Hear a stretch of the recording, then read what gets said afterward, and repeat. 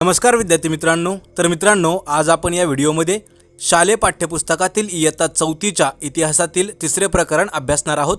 चला तर व्हिडिओला सुरुवात करूया। प्रकरण तिसरे, मराठा सरदार भोसल्यांचे कर्तबगार घराणे। त्यामध्ये धामधुमीचा काळ। संतांनी लोकांच्या मनात भक्तिभाव निर्माण केला, तर शूर मराठा सरदारांनी महाराष्ट्रात शौर्याची परंपरा निर्माण केली। तो काळ मोठा धामधुमीचा होता। विजापूरचा आदिलशहा व अहमदनगरचा निजामशहा या सुलतानांमध्ये महाराष्ट्रात नेहमी लढाया होत असत। लढाईसाठी त्यांना फौज लागे, या कामी ते मराठा सरदारांचा उपयोग करून घेत। शूर मराठा सरदार। मराठे काटक व शूर होते, तसेच ते धाडसी होते, स्वामिनिष्ठ होते। लढाईवर मोठे मोठे पराक्रम गाजवण्यात त्यांना अभिमान वाटायचा। हातात भाला, कमरेला तलवार हे धाडसी मराठा जवान घोड्यांवर मांड घालून सरदारांच्या फौजेत दाखल होत। मराठे सरदार फौजबंद असत। कोणताही फौजबंद मराठा सरदार सुलतानाकडे गेला की त्याला सुलतान आपल्या चाकरीस ठेवी, त्याला सरदारकी देई, कधी कधी जहागीरही देई। जहागीर मिळालेले सरदार स्वतःला आपल्या जहागिरीचे राजे समजत असत। विजापूर व अहमदनगर येथील सुलतानांच्या पदरी अनेक मोठे मोठे सरदार होते। त्यात सिंदखेडचे जाधव, पलटणचे निंबाळकर, मुधोळचे घोरपडे, जावळीचे मोरे, वेरूळचे भोसले हे प्रमुख होते। तर सिंदखेडचे जाधव हे देवगिरीच्या यादवांचे वंशज। तर शिवरायांच्या मातोश्री जिजाबाई या सिंदखेडच्या लखुजी जाधवांच्या कन्या होत्या। शौर्याची परंपरा। हे सारे सरदार शूर होते, पण त्यांच्यापैकी अनेकाचे आपापसात हाडवैर असे, तर स्वकीयांसाठी एक होऊन काहीतरी करावे अशी दृष्टी त्यांना नव्हती। त्यामुळे त्यांचे शौर्य त्यावेळी परक्यांच्या उपयोगी पडत असे। पण असे असले तरी महाराष्ट्रातील हजारो तरुणांना त्यांनी पराक्रमाची गोडी लावली। त्यांनी अनेक पराक्रमी वीर निर्माण केले। मराठे सरदारांनी महाराष्ट्रात शौर्य जिवंत ठेवले। तसेच महाराष्ट्रातील शूर घराण्यापैकी वेरूळचे भोसले हे घराणे मोठे पराक्रमी निघाले। घृष्णेश्वराचे मंदिर। सुमारे 400 वर्षापूर्वीची गोष्ट आहे। वेरूळच्या लेण्याजवळील घृष्णेश्वराचे सुंदर मंदिर मोडखळीस आले होते। त्याच्या भिंतींना भेगा पडल्या होत्या। मंदिरातील पुजारीही मंदिर सोडून निघून गेले होते। एवढे महान दैवत, पण कोण अवकाळा आली होती त्या मंदिरावर।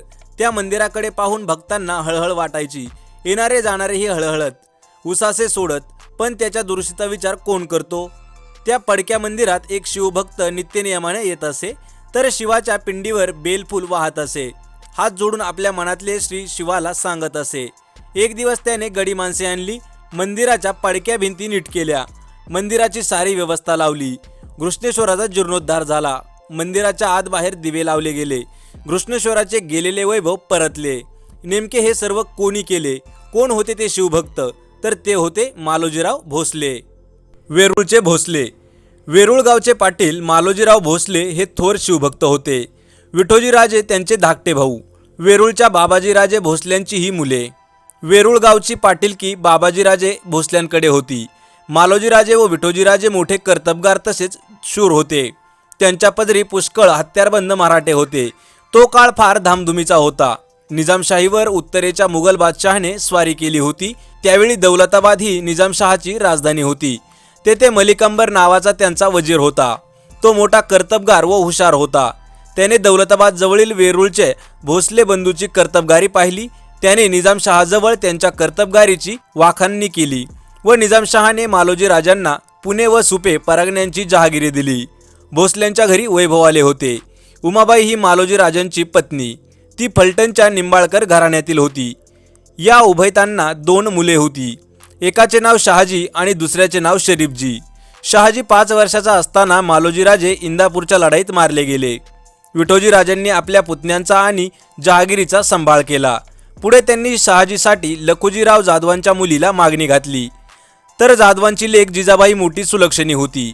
जिजाबाईसाठी विठोजीराजांनी घातलेली मागणी लखुजीरावांनी स्वीकारली व लखुजीराव म्हणजे निजामशाहीतील एक शूर व पराक्रमी सरदार होते। ते मोठा फौजबाटा बाळगून होते, तर निजामशहाच्या दरबारातही त्यांची मोठी प्रतिष्ठा असे। त्यांनी शहाजीराजे आणि जिजाबाई यांचा विवाह मोठ्या थाटात साजरा केला, तर जिजाबाई भोसले कुळाची लक्ष्मी झाली। शहाजीराजे। निजामशहाने मालोजीराजांची जहागीर ही शहाजीराजांना दिली। शहाजीराजे पराक्रमी होते। निजामशाही दरबारात त्यांना मोठा मान मिळायचा। मुघल बादशहाने ती निजामशाही जिंकायचा बेत केला। विजापूरचा आदिलशाही त्याला मिळाला। तेव्हा निजामशाही वाचवण्यासाठी मलिक अंबर व शहाजीराजे हे निकराने लढले। दोन्ही फौजांचा त्यांनी पराभव केला। तर अहमदनगरजवळ भातवाडी या ठिकाणी प्रसिद्ध लढाई झाली।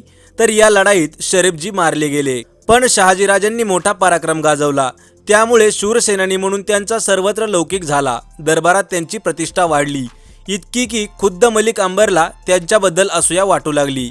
त्यातून उभयांतात वितुष्ट निर्माण होऊन शहाजीराजांनी निजामशाही सोडली आणि ते विजापूरच्या आदिलशाहीला जाऊन मिळाले। आदिलशाहीने त्यांना सरलष्कर हा किताब देऊन त्यांचा सन्मान केला। पुढे निजामशाहीत बऱ्याच घडामोडी झाल्या। वजीर मलिक अंबर मृत्यू पावला। त्याचा पुत्र फतेखान हा मोठा कारस्थानी होता, तो आता निजामशाहीचा वजीर झाला होता। त्याच्या काळात निजामशाहीला उतरती कळा लागली। मुघलांच्या स्वारीचा धोका निर्माण झाला होता। त्यातून निजामशाही सावरण्यासाठी निजामशहाच्या आईने शहाजीराजांकडे परत येण्यासाठी साकडे घातले, तेव्हा शहाजीराजे आदिलशाही सोडून निजामशाहीमध्ये परत आले। आता पाहूया आपण या पाठावरील काही स्वाध्याय। तर त्यामध्ये प्रश्न पहिला आहे, रिकाम्या जागी कंसातील योग्य पर्याय भरायचा आहे। त्यामधील पहिली रिकामी जागा आहे, महाराष्ट्रातील शूर घराण्यांपैकी वेरूळचे डॅश घराणे मोठी पराक्रमी निघाले। याचं उत्तर असेल भोसले। तर महाराष्ट्रातील शूर घराण्यांपैकी वेरूळचे भोसले हे घराणे पराक्रमी निघाले। दुसरी रिकामी जागा आहे, बाबाजीराजे भोसल्यांना मालोजी व डॅश ही 2 मुले होती। उत्तर आहे विठोजी। तर बाबाजीराजे भोसल्यांना मालोजी व विठोजी ही 2 मुले होती। यामधील तिसरी रिकामी जागा आहे, निजामशहाचा डॅश हा कर्तबगार वजीर होता। उत्तर आहे मलिक अंबर। तर निजामशहाचा मलिक अंबर हा कर्तबगार वजीर होता। प्रश्न क्रमांक 2, नातेसंबंध लिहायचे आहेत। यामध्ये पहिला आहे, मालोजीराजे व विठोजीराजे हे भाऊभाऊ होते। दुसरा आहे, शहाजीराजे व लखुजीराजे जाधव हे जावई व सासरे होते। तिसरा आहे, शहाजीराजे व शरीफजी, तर हे दोघे भाऊभाऊ होते। प्रश्न क्रमांक 3, अ गट व ब गट यांच्या जोड्या जुळवायच्या आहेत। तर मित्रांनो, तुम्हाला स्क्रीनवरती अ गट व ब गट यांच्या योग्य रीतीने जुळवलेल्या जोड्या दाखवल्या जातील। प्रश्न क्रमांक 4, प्रत्येकी एका वाक्यात उत्तरे लिहायची आहेत। त्यामधील पहिला प्रश्न आहे, घृष्णेश्वराच्या मंदिराचा जीर्णोद्धार कोणी केला? याचं उत्तर असेल मालोजीराव भोसले यांनी घृष्णेश्वराच्या मंदिराचा जीर्णोद्धार केला। दुसरा प्रश्न आहे, निजामशहाने मालोजीरावांना कोणत्या परगण्यांची जहागिरी दिली होती? उत्तर आहे, निजामशहाने मालोजीरावांना पुणे व सुपे या परगण्यांची जहागिरी दिली होती। तिसरा प्रश्न आहे, निजामशाही वाचवण्यासाठी कोण निकराने लढले होते?